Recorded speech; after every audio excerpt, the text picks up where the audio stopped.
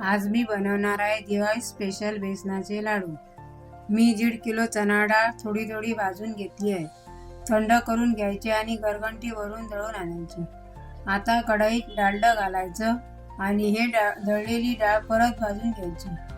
मी लाडवात अर्धा किलो बारीक रवा पण घालणार आहे, म्हणून रवा पण डालड्यात भाजून घ्यायचा। आता बेसन आणि रवा नीट मिक्स करायचा। 3.5 पेले पिठी साखर घालायची। 3.5 चमचे जायफळ आणि वेलची पावडर घालायची आणि परत मिक्स करून घ्यायचं। आता थोडं थोडं पीठ परातीत घ्यायचं आणि डालडा गरम करून त्यावर टाकायचं।